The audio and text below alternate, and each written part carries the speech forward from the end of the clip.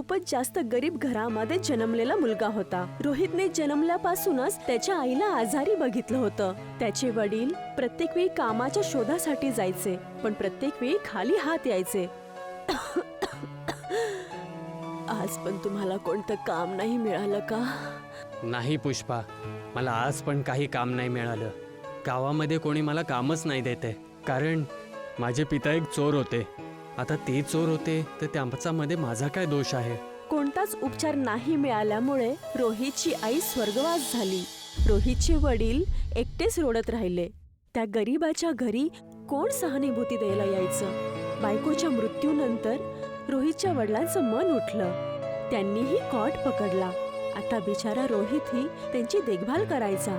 रोहित गावातल्या मुलांप्रमाणे त्याला शिकायचं होतं, पण एक दिवस तो गावातल्या सरकारी शाळेत पोहोचला.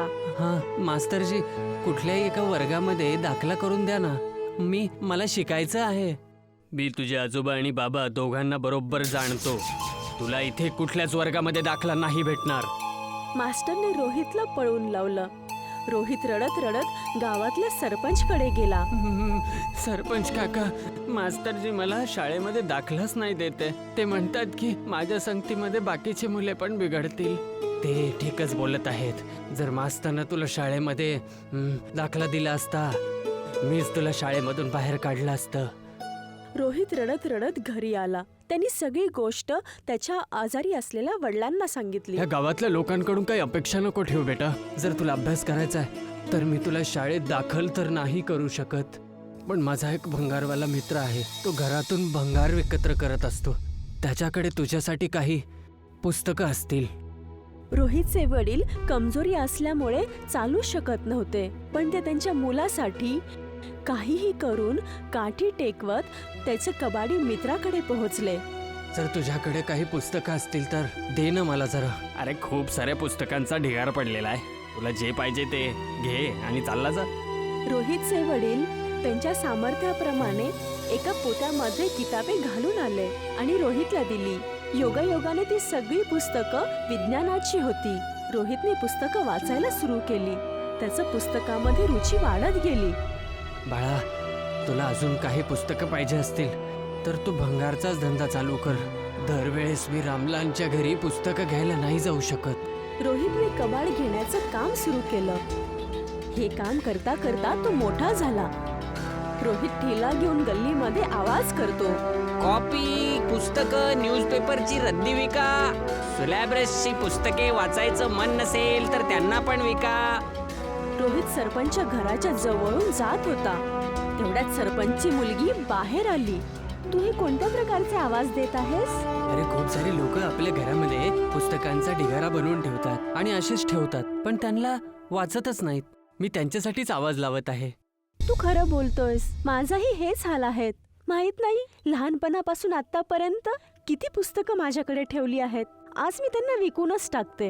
रोहित त्या कबाडामध्ये जे काही पुस्तक मिळायचं त्याला तो वाचायचा आणि त्या पुस्तकांमधून विज्ञानाचं त्यांनी जास्त नॉलेज घेतलं होतं, पण त्याचं ते ज्ञान अव्यवस्थित आणि असिद्धांतित होतं. काही वर्षानंतर रोहितच्या वडिलांचा मृत्यू झाला आणि आता त्याला घरामध्ये एकटेपणा जाणवू लागला होता. त्याला त्याचं घर बसवायचं होतं. रोहित खूप घरांमध्ये त्याच्या लग्नाचं बोलणं करायला गेला, पण त्याच्या गरिबी कारणामुळे कोणीही त्याच्यासोबत नातं जोडत नव्हतं. असं वाटतंय घर बसवण्यासाठी मला आधी श्रीमंत बनावं लागेल. रोहित कामाच्या तलाशासाठी शहरामध्ये गेला. तो भरपूर शाळेमध्ये जाऊन म्हणाला तो विज्ञान शिकवू शकतो, पण सगळ्यांनी त्याला डिग्री मागितली जी त्याच्याकडे नव्हती. सर, मी मुलांना सायन्स शिकवू शकतो. काय तुमच्या शाळेमध्ये सायन्सच्या टीचरची गरज आहे? तू ही शिक्षा कुठून घेतलेली आहेस? तुझे सर्टिफिकेट दाखव. सर, माझ्याकडे काही सर्टिफिकेट तर नाही आहे. मी तर ते भंगारच्या पुस्तकांमधूनच ज्ञान घेतलेलं आहे. निघून जा इथून. माहिती नाही कुठून कुठून येतात इथे. त्याच्याकडे पैसेही नव्हते राहिले. तो एकदम थकून भागून रस्त्यावरती एका बंगल्याच्या समोर एका झाडाखाली बसला होता. अरे बेटा, कोण आहेस तू? जा इथून. साहेब येतच असतील. अरे भाऊ, आता रस्त्यावर बसायला पण कोणाला परमिशन नाहीये. गरिबांसाठी ही दुनिया एवढी कठोर का आहे? सिक्युरिटी गार्ड आणि रोहित बोलतच होते. तेवढ्यामध्ये तिथे बंगल्याच्या मालकाची कार आली. अरे हां, कोण आहे हा? तू याला का रागवत आहेस? अरे सर, माहिती नाही हा कोण आहे आणि इथे काय करत आहे? सर, माझं नाव रोहित आहे. मी ना एका भंगारवाल्याकडून पुस्तकं घेऊन सायन्सचं नॉलेज घेतलं आहे. पण माझ्याकडे डिग्री नसल्यामुळे मला कुठे कामच नाही मिळत आहे. कारमध्ये बसलेला माणूस एक सायंटिस्ट होता. तो प्रत्येक ठिकाणी रोबोटिक्स वरती व्याख्यान द्यायला जायचा. वैज्ञानिक स्वतः गरीब असायचा. त्यासाठी त्याला रोहित वरती हमदर्दी आली. मला माझ्या लॅबमध्ये एका असिस्टंटची गरज आहे. तू माझ्यासोबत काम करू शकतो. सायंटिस्टच्या लॅबमध्ये खूप रोबोट्स होते ज्यांना तो माणसांप्रमाणे बनवण्याचा प्रयत्न करत होता. रोहितने रोबोटिक्स वरती खूप जास्त पुस्तकं वाचली आणि तो एक्सपेरिमेंटही करू लागला. काही वर्षानंतर खूप कष्ट केल्यानंतर रोहितने रोबोट बनवायला आणि संचालित करायला शिकला. गाववाल्यांनी मला आणि माझ्या पित्याला नेहमी चोर समजलं. आता मी त्यांना जरा मजा दाखवतो. रोहित गावी गेला आणि त्याच्या गावामध्ये काय काय चाललंय याची पूर्ण माहिती घेतली. मास्टर मुकेश, ज्याने कधीही रोहितला स्कूलमध्ये दाखला दिला नव्हता, स्वतःच्या मुलीसाठी मुलगा शोधत होता. एक दिवस गावामध्ये एक खूपच सुंदर आणि फॅशनेबल मुलगी आली, जी गावातून जातच होती. तर गावकऱ्यांनी तिला पाहिलं, पण कोणीही तिच्यासोबत बोलण्याची हिंमत नव्हतं करत. मुलगी नदीच्या किनारी जाऊन बसली. मास्टरचा मुलगा अरविंद हा शिकलेला होता. तो नदी किनारी गेला आणि त्याने मुलीसोबत बोलण्याचा प्रयत्न केला. हा, काय तुम्ही एखाद्या गावातल्या कोणाच्या घरात नातेवाईक म्हणून आलाय? नाही, मी हे गावात फिरायला आलीये, पण इथे कोणतंच हॉटेल नाहीये जिथे मी थांबू शकेल. जर तुम्हाला काही परेशानी नसेल तर तुम्ही माझ्या घरी थांबू शकता. पहिल्यांदा मला बघावं लागेल की तुमच्या घरी प्रायव्हसी आहे की नाही. अरविंद मुलीला त्याच्या घरी घेऊन आला. त्याने मुलीला घर दाखवून म्हणाला, ही जी आहे ती पूर्ण खोली तुमच्यासाठी. कुठल्याही गोष्टीची गरज असेल तर मला आवाज द्या. मुलीने कमरेचा दरवाजा बंद केला. ती मुलगी आतून एक रोबोट होती. तिने सॉकेटला चार्जर लावून स्वतःला चार्ज केलं. रोहित लॅबमध्ये बसून रोबोटच्या माध्यमातून सगळं बघत होता. या रोबोटला चालवण्यामध्ये सगळ्यात मोठं चॅलेंज चार्जिंगचं आहे. जर चार्जिंग डाऊन झाली तर पोल उघडून जाईल आपली. मला चार्जिंगचं लक्ष द्यावं लागेल. तिकडे मास्टरने त्याच्या मुलाला विचारलं, अरे अरविंद, तू ह्या कोणत्या मुलीला घरी घेऊन आलायस? ही मुलगी एका नवीन शहरातून आली आहे. आपल्या गावामध्ये तिला फिरायचंय. गावामध्ये कुठलं हॉस्टेल नाहीये, त्यामुळे काही दिवस आपल्या घरात राहणार आहे. खरं तर ही मुलगी मला आवडते बाबा. जेव्हा ही इथून जाईल तेव्हा मी हिच्यासोबत माझ्या लग्नाची गोष्ट करेल. अरे पण बेटा, मी तुला किती मुली दाखवल्या, काय तुला त्यामधून कोणी पसंत नाही आलं? नाही, कोणतीही मुलगी एवढी इंटेलिजंट आणि सुंदर नाहीये जेवढी ही आहे. हिच्याकडे पूर्ण जगाची माहिती आहे.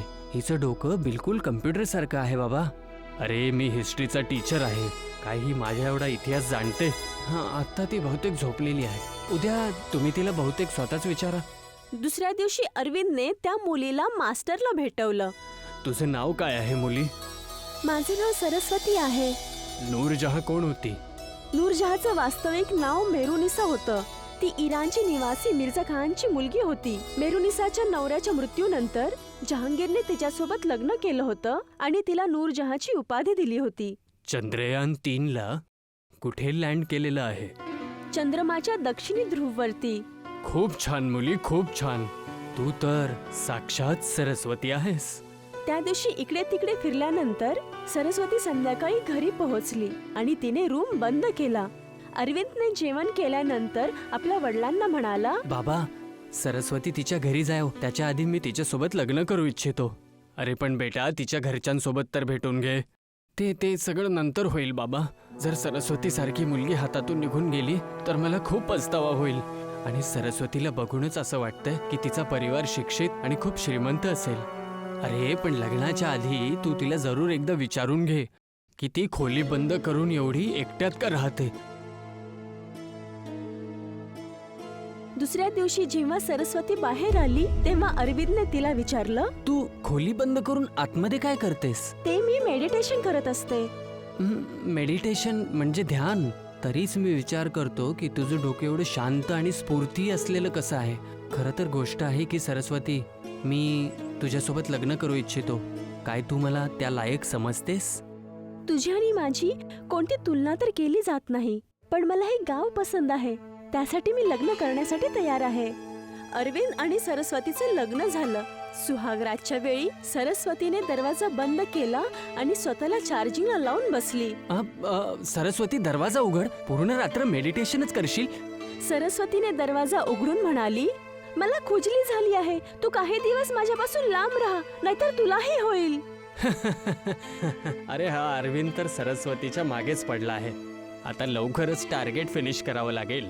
एक रात्री जेव्हा अरविंदचा परिवार झोपला होता, तेव्हा सरस्वतीने अरविंद आणि मास्तरचा मोबाईल तिच्या सिस्टम सोबत जोडून हॅक केला आणि त्यांचं सगळं अकाउंट बॅलन्स साफ केला. तिने घरात ठेवलेले माल आणि दागिनेही चोरी केले आणि तिथून निघून गेली. दुसऱ्या दिवशी जेव्हा अरविंद आणि मास्टर उठले तर त्यांनी पाहिलं सरस्वतीची रूम उघडी आहे आणि सरस्वती गायब आहे. बाबा, सरस्वती कुठे गायब झाली? अरे तिला कोणी किडनॅप तर नसेल केलं ना?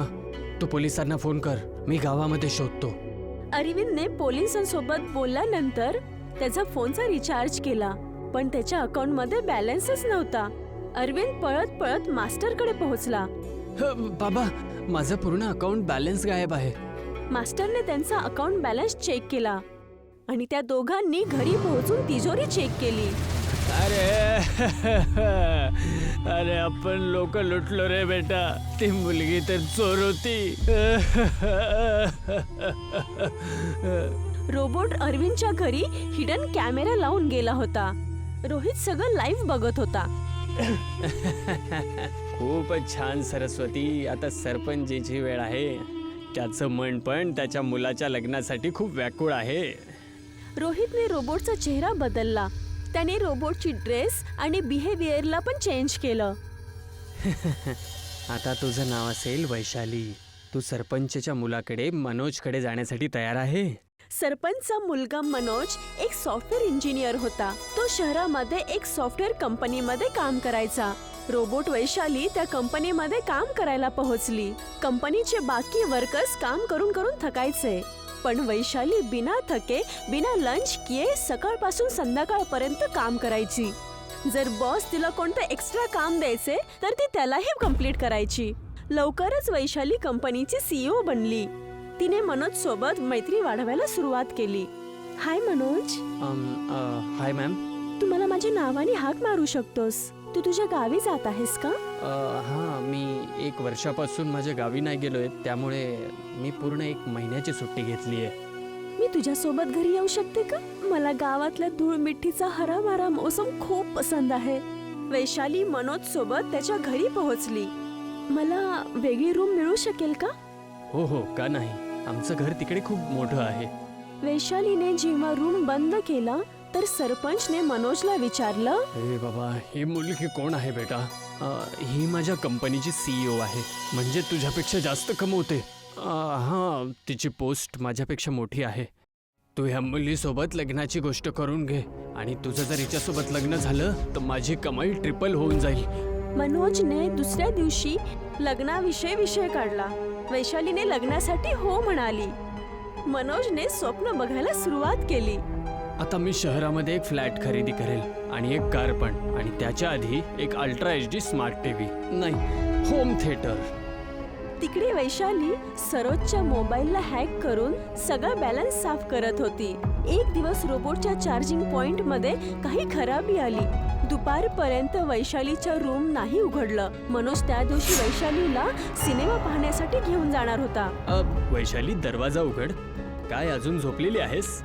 रोबोटने फटाफट स्वतःला ठीक करून कपडे घातले आणि दरवाजा उघडला.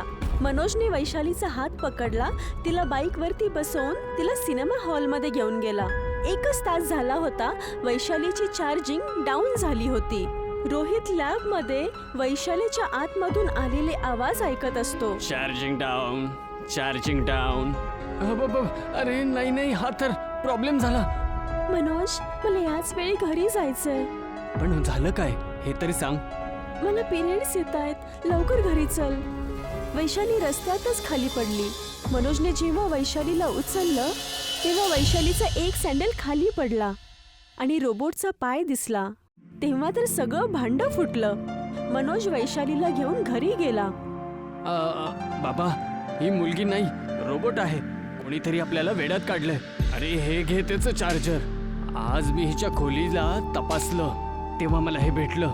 माझ्या अकाउंटमध्ये 1 रुपया पण नाहीये. या रोबोटने सगळे पैसे कुठल्या तरी दुसऱ्या बँक अकाउंटमध्ये ट्रान्सफर केलेत. बातमी ऐकून मास्टर आणि अरविंद पण तिथे आले. अरे सरपंचजी, आम्हाला पण घरामध्ये असं चार्जर सापडलं. या रोबोटने आम्हालाही लुटलं. सरपंचने सायबर पोलिसांकडून पूर्ण छानबीन केली तेव्हा पोलीस रोहित पर्यंत पोहोचले आणि रोहितला पकडून गावामध्ये आणलं. अरे सरपंचजी, हाच तो मुलगा आहे जो रोबोटला संचालित करत होता. अरे रोहित भंगारवाला तू? हा मी.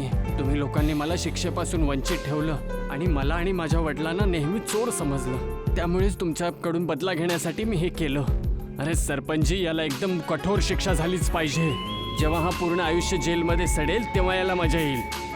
तेवढ्यात तिथे सरपंचची मुलगी आली. नाही बाबा, रोहित इंटेलिजंट आहे. तुम्ही लोकांनी पण ह्याच्यासोबत दुर्व्यवहार केला ना, ह्याला माफ करा. ज्यावेळेस मी रोहितला माझी पुस्तकं विकली होती तेव्हाच मला रोहित सोबत प्रेम झालं होतं. मला ह्याच्यासोबत लग्न करायचंय. मुलीमुळे सरपंचचा राग शांत झाला. ठीक आहे, मी याला माफ करतो, पण अशी हरकत परत नाही करायची. अरे पण आमच्या पैशाचं काय? अरे हा, तुमचे पैसे सगळे सुरक्षित आहेत. ते फक्त मी तुम्हाला थोडा धडा शिकवू इच्छितो. रोहितने मास्टर आणि सरपंचचे पैसे परत केले आणि सरपंचच्या मुलीसोबत लग्न करून एक खुशाल जीवन जगू लागला.